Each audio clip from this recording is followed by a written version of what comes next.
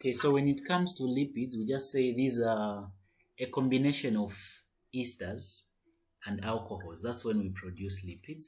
They include fats, we have waxes, then we have a certain portion of them that are a bit soluble in water, and some exist in form of vitamins. In this case, vitamin A, D, E, and K.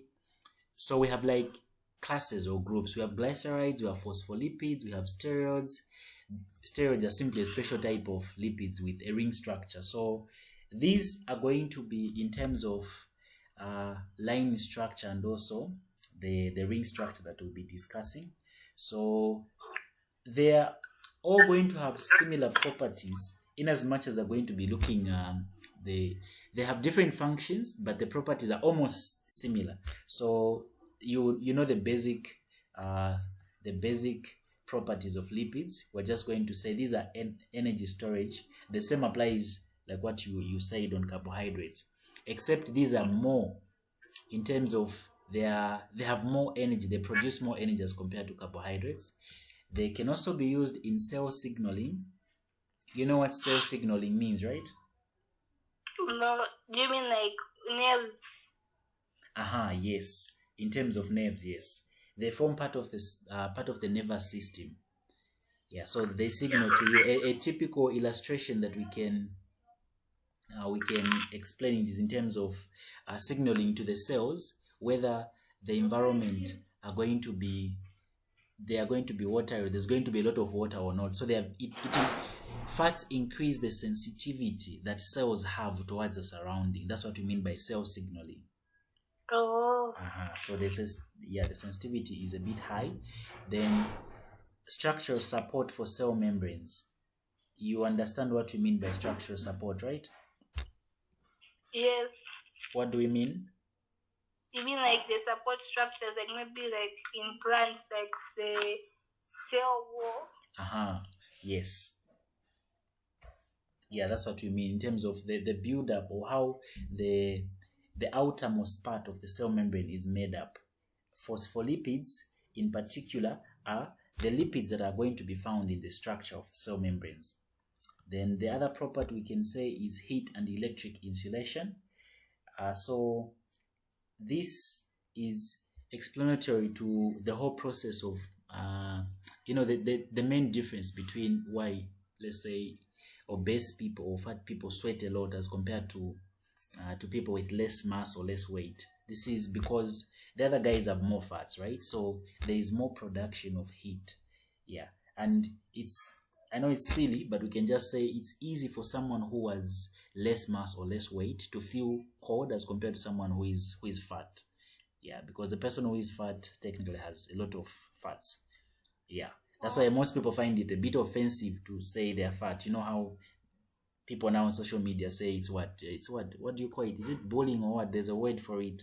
Body shaming. Body shaming. Yeah, exactly. So body shaming and stuff like that. Then buoyance is simply the ability of these fats to float on water. So buoyance, you talk about this when you do mechanical properties of matter in physics. Buoyance, we just mean the force that water exerts on an object. It's like what you are currently calling normal force.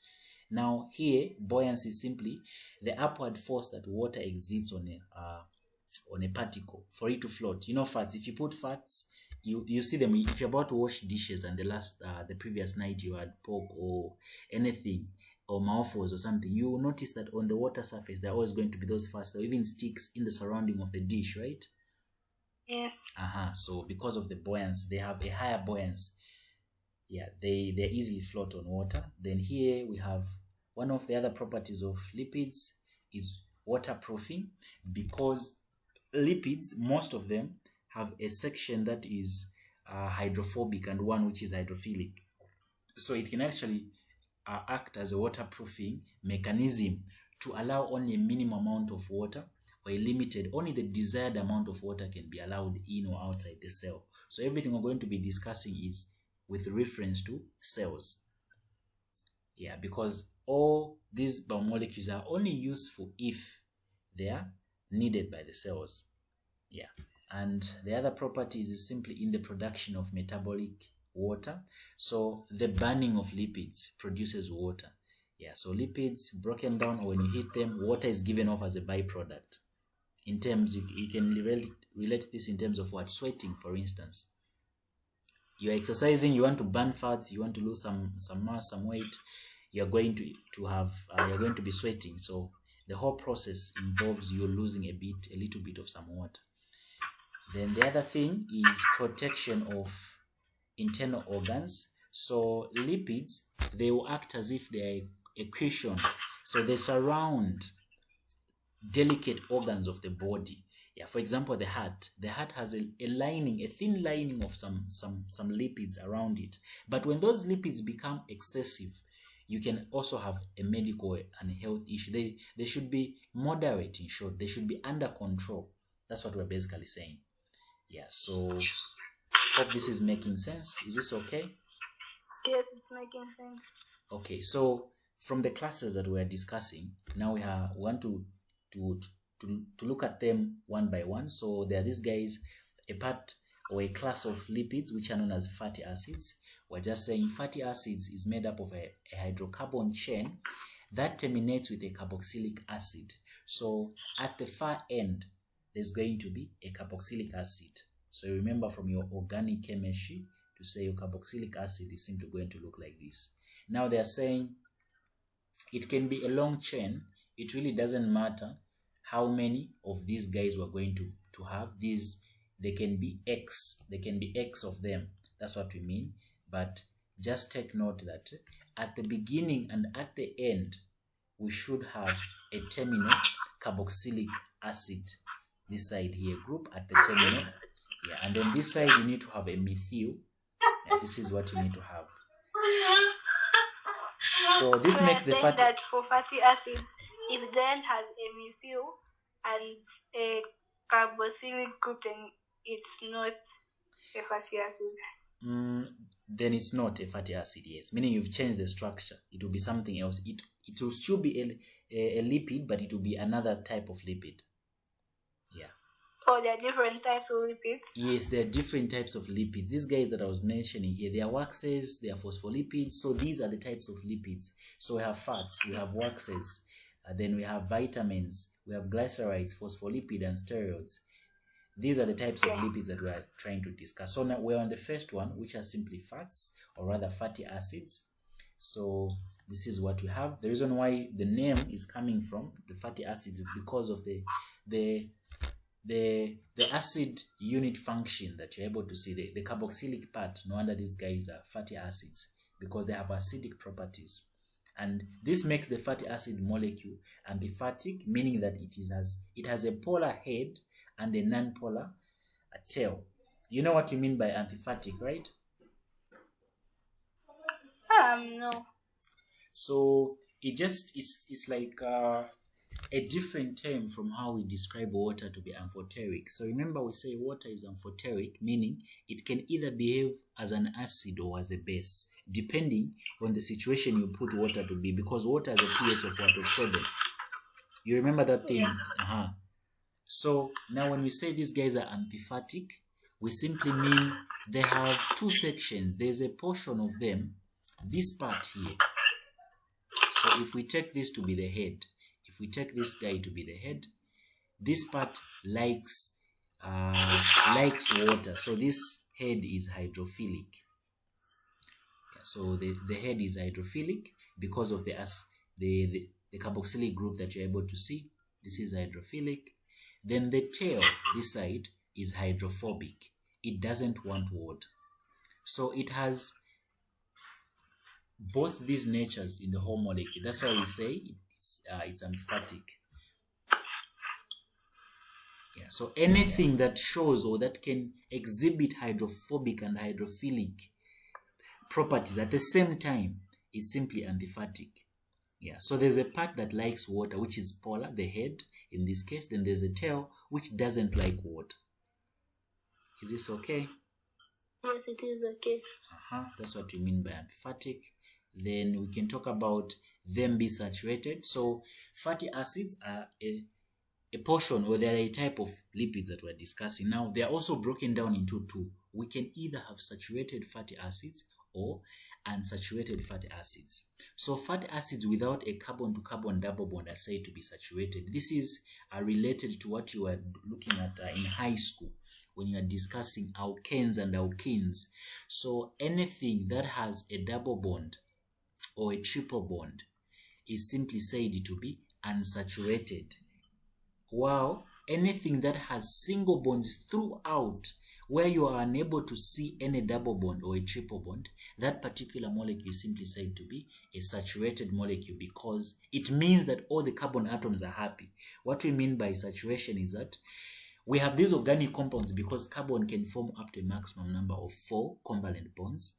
And if all the covalent bonds have been utilized, we mean we're going to say that particular molecule is simply saturated, meaning it's fully happy, it's stable.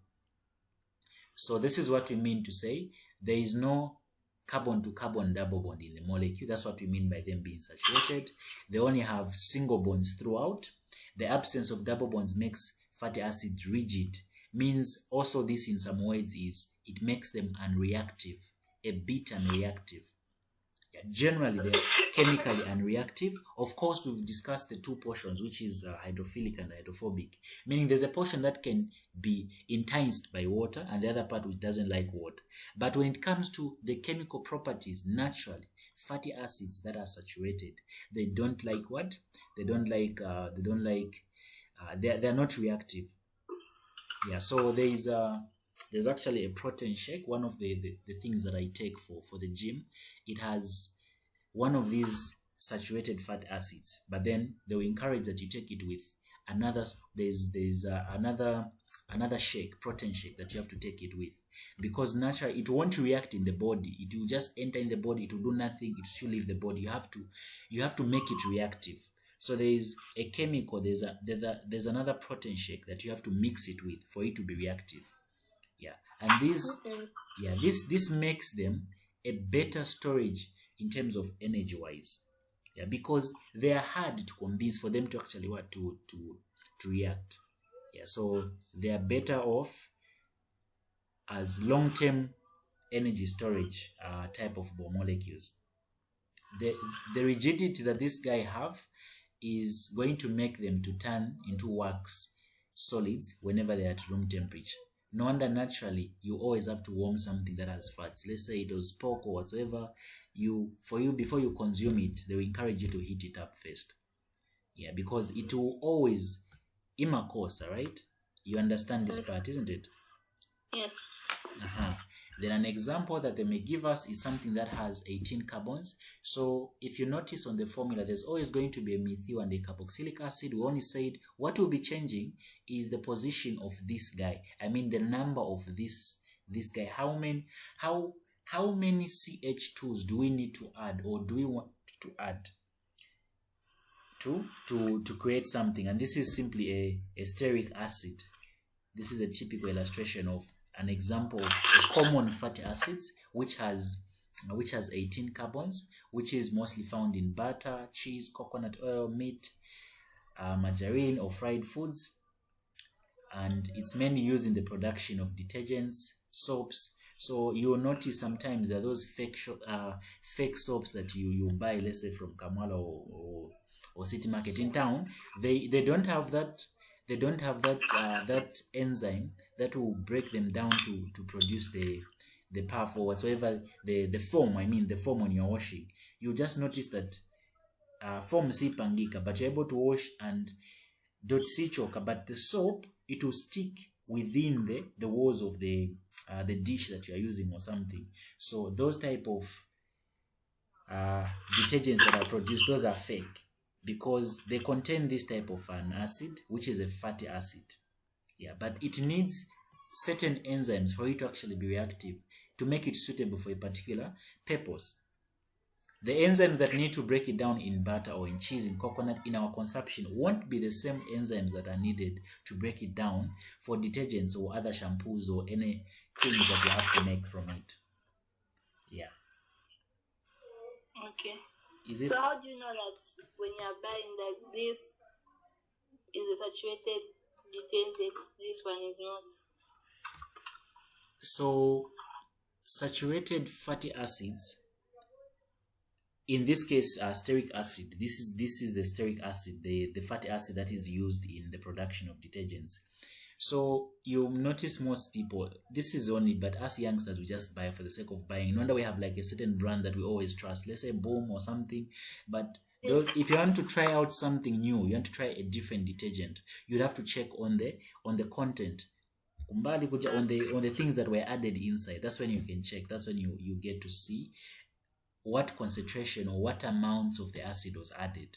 And also they also mention any particular thing, or rather an enzyme that breaks that guy to make it reactive. The enzyme has to be in more quantities as compared to the fatty acid. Yeah, that's when you know to say this guy is actually going to react. But if it's in lesser amounts, meaning this guy won't be able to do the work. So you find that the enzyme that is found in those, what do you call those? They're those detergents that are able to remove stains, for instance. It's not the same thing. It's not the same enzyme that you find in the soap that we use for bathing. And if you actually use that guy or try to pour on your hand, you notice that imashoka, like it burns, it heats up, then it burns. You'll feel the difference to say, this guy is not meant for the skin, it's meant for the cloth. Yeah. Is this okay, madam? So this is the illustration of the 8-carbon stearic fatty acid. So this is how it looks like. You see that at the far end, this is the head, and the other guy is simply the tail. So this side here is simply our tail. So this is how it looks like. So you've seen that we're saying it's saturated. It's saturated because it has single bonds throughout. There is no double bond anywhere here. This is okay, right? Yes. Okay. Then now we have unsaturated fatty acids. So fatty acids, it's the opposite now. We're just saying it's opposite. Anything that has a double bond, whether it's one double bond or more, the more the number of double bonds that you have, the more unsaturated that particular fatty acid is. And unsaturated fatty acids, meaning mono just means that they contain one double bond. When we say unsaturated fatty acid, we mean they have more than one double bond. There are a lot. So I hope this will make sense here. Like this guy here. This is a monosaturated fatty acids. When we talk about oleic acid, this guy here, because there's just one double bond in the structure. Once I make the double bonds to be 2, if I remove this hydrogen here and make the double bonds to be 2, this now becomes a polyunsaturated. So this here, they made a mistake on this guy. It's supposed to be unsaturated. Yeah, because it has a double bond. There was a typo here. Yes. Yeah, so the properties that we can discuss here is that these guys are a bit flexible. So the reason why the other guys were rigid is because they are stable. They are happy, it's fully filled. But this guy here is insufficient. It wants more hydrogens if possible because of the double bond. And it makes them a little bit flexible because it is more reactive as compared to the saturated one. And you remember to say whenever you have a double bond in a structure, there's a possibility of you having those structures that you are calling under organic, the cis and trans isomers. You remember those things, right?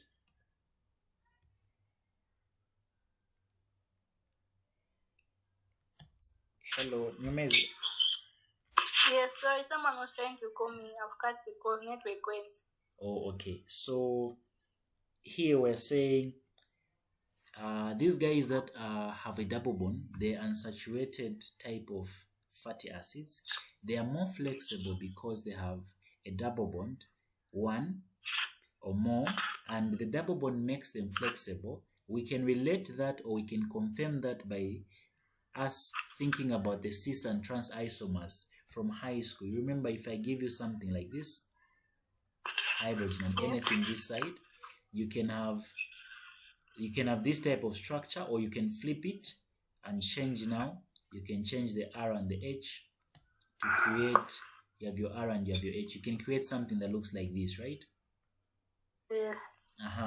So please take note that these guys are more flexible because of the double bond. It makes them easier for us to rotate them at the double bond point.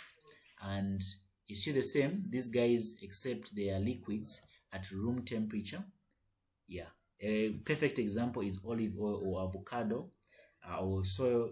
These guys are soybean oil. You know, these normal cooking oil that you basically use for cooking and stuff at room temperature. It's in liquid form. Yeah. And okay, they've already said they are flexible because they can be bent. Yeah, we said if it contains more than one double bond, it's called polyunsaturated. If it contains one, then that's a mono unsaturated. The common one is oleic acid. No wonder I think there should be something like oleic cooking oil or something. I think I've seen something like that before, something close to the name. So here they're actually explaining the thing I was saying, making a confirmation to why these guys are flexible. It's because, okay, just a minute. These guys can either have a cis type of setup in terms of the structure, or can have a trans. So cis, we just mean that a particular functional group, or rather the same thing is on the same plane. So like these hydrogens you are seeing here, they're on the same plane. Then if they're on opposite like this, they are trans, meaning they're in opposite directions or on opposite planes. Here they're on the same planes, then here these guys are on opposite planes. Yeah, so we're just going to say trans. The flexibility is because of us being able to rotate the double bond to either create a cis type of fatty acids or a trans. So this is basically what you need to know here. Then another common fatty acid is glycerol. So glycerol, with the common domestic name glycerin, is a simple 3-carbon polyalcohol which combines with fatty acids in the synthesis of glyceride lipids. So this is here. Okay, let me just show it here. So in as much as it is sweet tasting, viscous, meaning easy to flow a bit, and it's colorless, it's a 3-hydroxyl group. It has 3 hydroxyl groups, meaning these guys here, the OH. That's what you have with the chemical formula this, which just has, so now it's a 3-carbon type of fatty acid. So whenever it reacts with an alcohol, it combines, so we're just going to say it combines with an alcohol to produce glyceride lipids. So we say the condition or the qualification of something to have or to be called a fatty acid, there should be a carboxylic group at the end or the terminal site, right? That's what we said. Yes.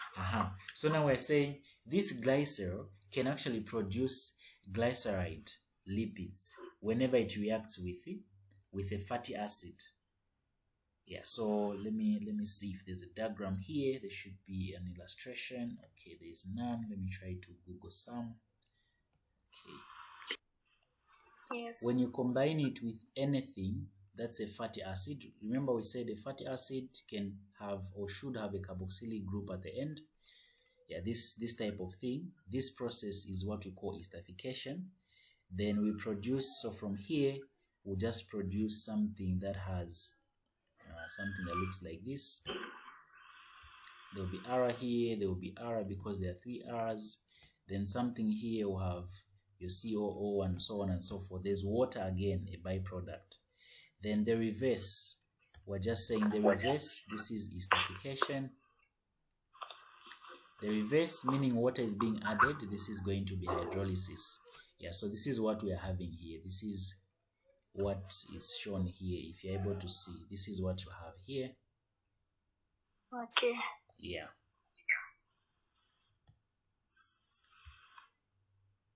So it can actually attain any particular name depending on how the structure is represented. And these guys are a bit hydrophobic. I mean, they are soluble in water. They are hydrophilic, more hydrophilic because of the numerous hydroxyl group that they have or they contain. Yeah, so it makes them to like water, to be able to dissolve in water. They are way polars compared to the unsaturated and the saturated ones that we are discussing.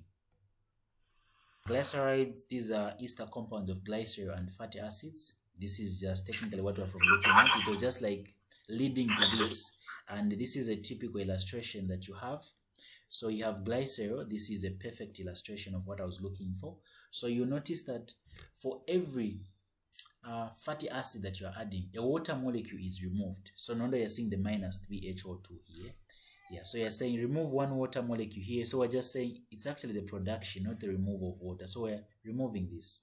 Then again, we're removing this. Yeah, so this is what you have. Yeah. So you notice it's just going to be a network of these glycerides molecules on the other side. So this is where the negative 3 water molecules are, because water is going to be given out. The double bond, I mean that the oxygen will create a single bond with the carbon. This is what you have. The double bonds will still be intact. Yeah, so here they've given us the type of fatty acid they're using. So in the first case, we have palmitic acid. Then with 18 carbons here, we have oleic acid. Then we have the other part here. So this is basically an illustration of how glycerides are simply produced. Yes. So this is what you have. Then here they are telling us the long hydrocarbon chains of fatty acids form hydrophobic tails, which make lipids insoluble in water. So they're a bit insoluble, or they are, in comparison to the previous guys, these guys are way insoluble because of the network that you see here. These are big. Yeah, they contain more carbons. Look at the number of carbons that you have. You had 16 in the first molecule, you have 18. Then we have 18 as well here. So it's going to be a very big thing. Yeah, making them less likely to dissolve in water. So that's what you have. Yes. Then the other part is phospholipids. So these are just modified versions of glycerides. In this case, triglyceride. Depending on the number of carbons that you have, it's a glyceride, but with 3 carbons, only the tri is coming in. Yeah, so these are simply triglyceride in which one fatty acid has been replaced with a phosphate group linked to a nitrogen-containing molecule. So I may show this to illustrate using a perfect. So this is what you have. So this was supposed to be a glyceride, a normal glyceride, long chain. You're supposed to have a network, a big chain that you have, but then we get one of the fatty acids, like here in this case, from here on top, one of these fatty acids here, like here, this is a fatty acid. We remove it and put a phosphate group. Then we're going to create a phospholipid. So this is what they're trying to explain here. And the phospholipid group will have things that look like this, which has they have polar heads on the outermost, on the other side, leaving the middle part. In illustration, they are giving us how the membrane is set up. Yeah, so the middle part doesn't allow water to pass.